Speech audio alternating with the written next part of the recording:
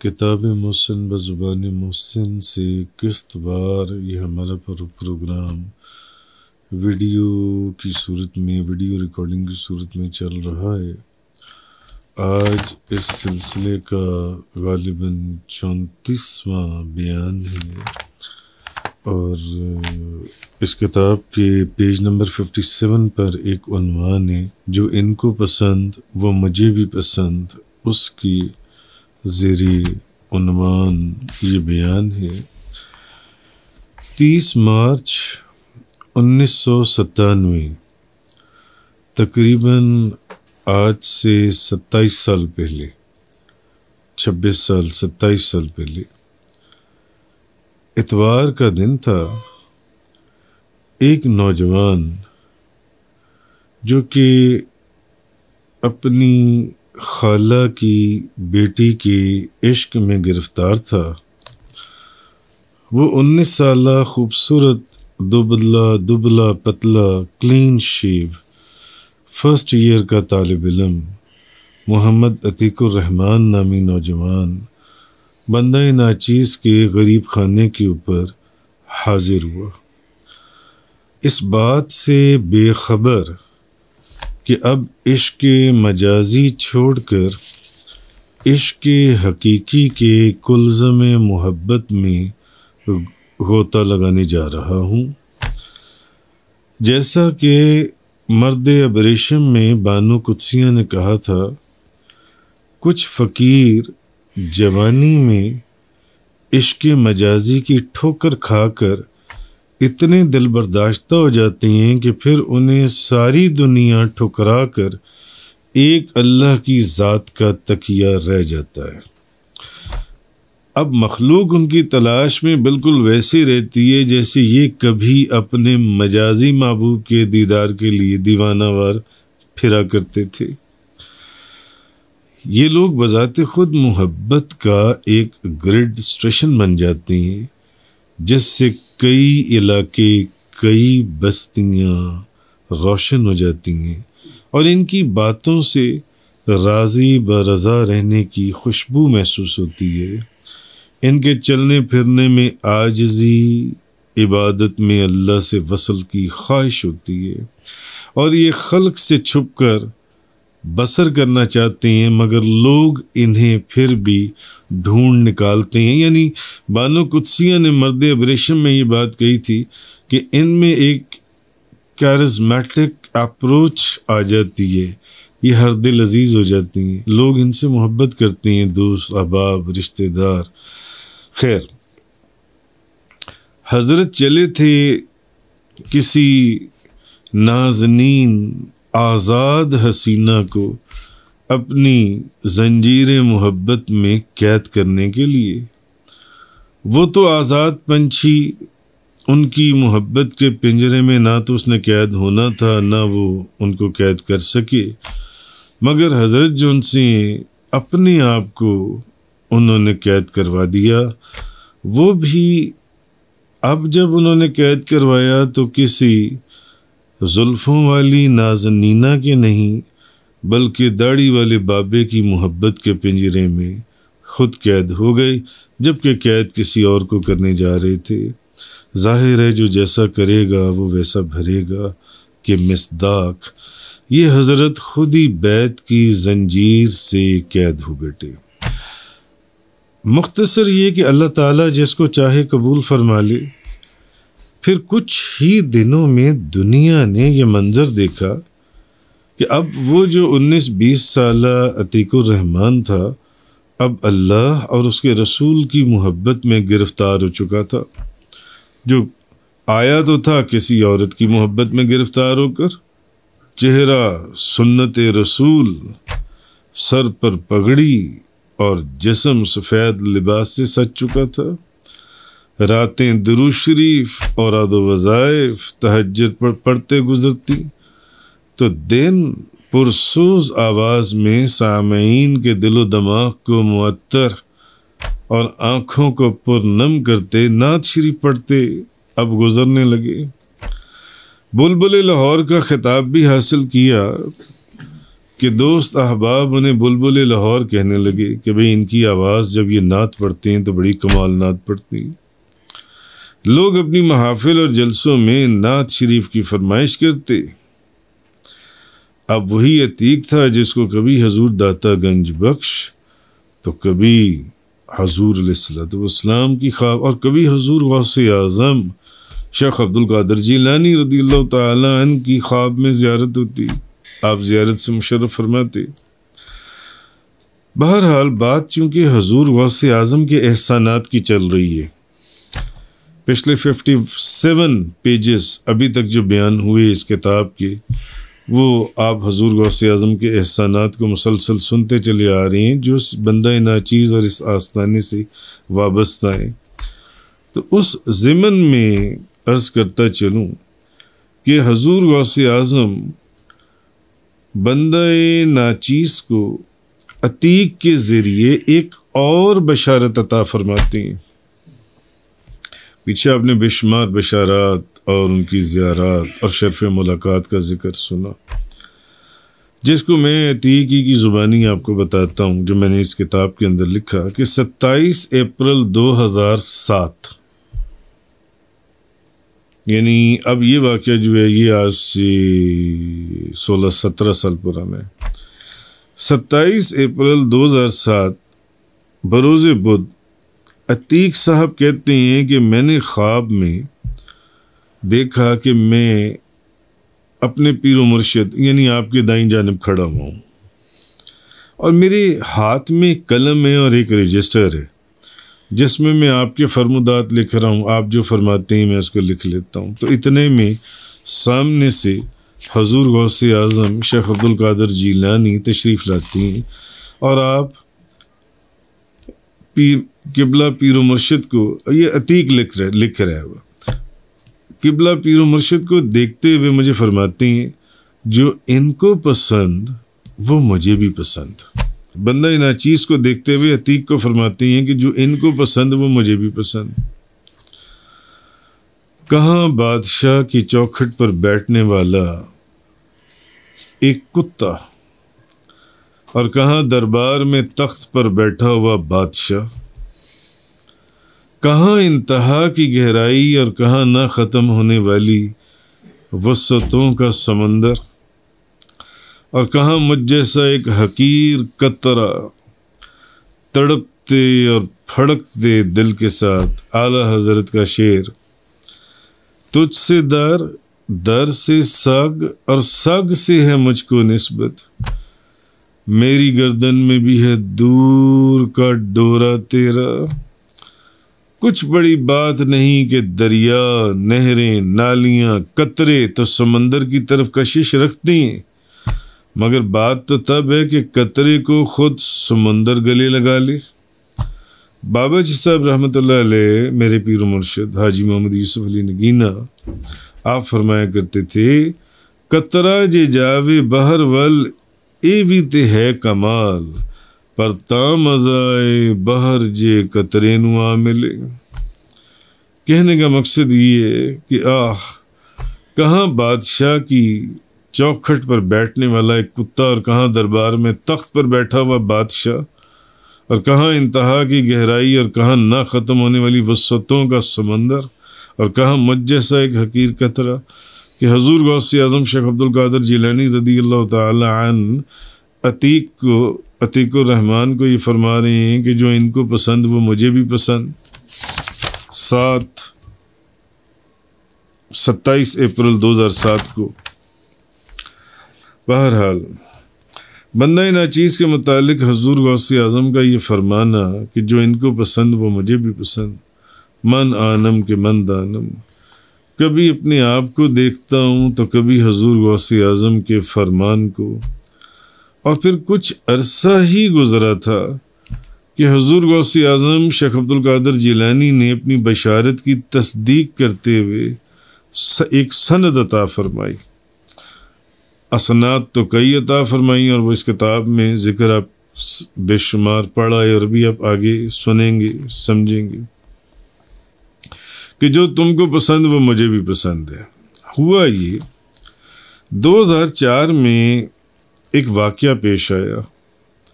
ہمارے قریبی دوستوں میں سے بیعت ہونے والے نیٹ ورک لیزنگ کے مینیجر محمد رفیق بھٹی پر ان کی لیزنگ کمپنی کا ایک پٹے دار ایک ڈاکٹر صاحب نے ان کے اوپر ذاتی دشمنی کی بنا پر انہوں نے محمد رفیق کے اوپر 420 کا پرچہ جو ہے نا وہ درج کروا کر 2 جولائی 2008 میں ان کو حوالات میں بند کروا دیا. یہ ایک واقعہ پیش آیا کہ یہ جو رفیق صاحب تھے، یہ بندہ ناچیز سے بیعت ہوئے، یہ اس وقت ایک لیزنگ کمپنی کے مینیجر تھے. تو اسی کے جون سے ہیں وہ ایک بندہ جون سا تھا، اس نے ذاتی دشمنی میں اسی کمپنی کے اندر اس نے پھر ان کے اوپر ایک پرچہ درج کرایا اور ان کو جون سے حوالات میں بند کروا دیا. اب اس طرح کے جو مقدمات ہیں یا پرچی ہیں، ان کی ضمانت آسانی سے 1 آدھ دن کے اندر ہو جاتی ہے. مگر ایک عجیب معاملہ تھا کہ نامور بڑے بڑے وکیلوں کے باوجود جو کیے گئے، دوست احباب نے ایڑی چوٹی کا زور لگا دیا مگر ضمانت نہ ہوئی، رفیق صاحب کی ضمانت نہ ہو سکی. اب ہوتا کیا، کسی دن تو آج ضمانت ہو جائے گی ہر صورت میں، وکلا کہتے، مگر جج صاحب چھٹی پر چلے جاتے. اچھا جی، کل ہر صورت میں کوئی صورت ایسی ہے ہی نہیں کہ ضمانت نہیں ہوگی. اگلے دن اتوار کا دن آ جاتا، آج عدالتیں بند ہو گئیں. اچھا جی، کل ہر صورت میں ضمانت ہو جائے گی. اگلے دن پتہ چلتا کہ آج وکلا نے ہڑتال کر دی، عدالتیں بند ہو گئیں. اچھا، جس دن عدالتیں کھلتی اور جج صاحب فائل کھولتے تو جج صاحب فائل پڑھنے کے بعد فرماتے کہ یہ تو میری عدالت کا کیس ہی نہیں ہے، یہ تو فلانی عدالت کا کیس ہے، اس کو تو وہاں دائر ہونا چاہیے تھا، یہ دائر ہی غلط ہوا ہے. اب جب سب دوڑتے اس عدالت میں پہنچتے تو پتہ ہی چلتا کہ عدالت کا وقت ہی ختم ہو گیا، اب آپ اگلے دن تشریف لائیے. الغرض یہ میں ایک مثال دے رہا ہوں، اس کش مکش میں پورے 10 دن گزر گئے. معمولی سی ضمانت تھی جو ضمانت ہی نہیں ہو رہی. رفیق صاحب کے گھر والے رونا دھونا رو رہے ہیں، پریشان ہیں. میں بھی پریشان تھا، میں بذات خود پریشان تھا، کیونکہ اب 10 دن گزر چکے تھے. اچھا، اگلے دن 11ویں شریف، ختم 11ویں شریف کی محفل تھی، اور رفیق صاحب کے متعلق یہ تھا کہ جب سے وہ بیعت ہوئے تھے انہوں نے 11ویں شریف کا کبھی ایک بھی ناغہ نہیں کیا تھا. آندھی ہو، طوفان ہو، بارش ہو، دن 10واں رات 11ویں، تو بزم شاہ جیلاں والے ہال میں جو محفل سجتی ہے جس کا پیچھے بڑے تفصیل سے ذکر ہوا، رفیق صاحب نے کبھی 11ویں شریف کی محفل کا ناغہ نہیں کیا تھا. درس قرآن ذکر کی محفل میں وہ لازم شامل ہوتے تھے، دعا میں شامل ہوتے تھے. اب میں سوچ رہا تھا کہ کل 11ویں شریف ہے اور کیا وہ کل بھی محفل میں شامل نہ ہو پائیں گے. اسی پریشانی میں سویا تو صبح، یعنی جس دن محفل 11ویں شریف تھی، اب یہ 11واں دن ہے، جس دن 11ویں شریف تھی، تو اس دن جب میں سویا خواب میں مجھے حضور غوث اعظم شیخ عبد القادر جیلانی آپ نے اپنی زیارت سے مشرف فرمایا. تو آپ نے شرف ملاقات عطا فرمایا، خواب کے اندر آپ تشریف لائے. تو میں دیکھتا ہوں کہ آپ کے ہاتھ میں نا ایک عصا ہے، ڈنڈا ایک. تو آپ کے سامنے حضور غوث اعظم تشریف لائی ہیں، آپ کے ہاتھ میں ایک ڈنڈا ہے اور آپ کے سامنے زمین پر ایک بوری نما، ایک بڑا سا تھیلا نما ایک بوری پڑی ہوئی ہے جن سی ہے. تو آپ اس بوری کو نا ڈنڈا لگاتے ہوئے یا مارتے ہوئے یا لگاتے ہوئے مجھے فرمانے لگے، لو، اس کو لینا چاہتے تھے، اس کو لے لو. اب میں پریشان تھا پچھلے دن سے کہ یار کل تو 11ویں شریف ہے اور اس شخص نے تو آج تک کبھی 11ویں شریف کی محفل کا ناغہ ہی نہیں کیا. یہ اس میں جو درس قرآن یا درس حدیث یا محفل ذکر ہوتی ہے، یہ اس میں پہنچتا ہے یہ شخص، تو کیا اتنے سالوں کے بعد اس کا آج ناغہ ہو جائے گا؟ اب 11ویں شریف جس دن شام کو ہے تو صبح فجر پڑھنے کے بعد صبح جب میں سویا تو کوئی 10-11 بجے کے قریب میں خواب میں دیکھتا ہوں کہ حضور غوث اعظم تشریف لائے ہیں اور ایک تھیلا سامنے پڑا ہے بری، اس کو اپنا ڈنڈا عصا لگاتے ہوئے مجھے فرماتے ہیں لو اس کو لینا چاہتے تھے، اس کو لے لو۔ تو میں دیکھتا ہوں اس بوری میں سے رفیق بھٹی صاحب باہر نکل رہے ہیں۔ اب یہ خواب میں دیکھ رہا ہوں کہ رفیق بھٹی صاحب اس سے باہر نکل رہے ہیں اس بوری میں سے، تو اتنے میں فون کی بیل بجتی ہے، تو میں ایک دم اٹھتا ہوں کہ فون کی بیل بج رہی، اور میں خواب میں حضور غوث اعظم کی زیارت کر رہا تھا۔ آپ مجھے ایک بوری دکھا رہے تھے اور اس کو اپنا عصا لگا رہے تھے اس بوری کو، اور اس میں سے رفیق صاحب باہر آ رہے تھے اور مجھے فرما رہے تھے حضور غوث اعظم شیخ عبد القادر جیلانی لو اس کو لینا چاہتے تھے، لے لو۔ تو میں اتنے میں فون کی گھنٹی بجتی ہے تو میں فون اٹھاتا ہوں، تو ہمارے ایک دوست حاجی عابد حسین کا فون آتا ہے، تو مجھے کہنے لگے حضور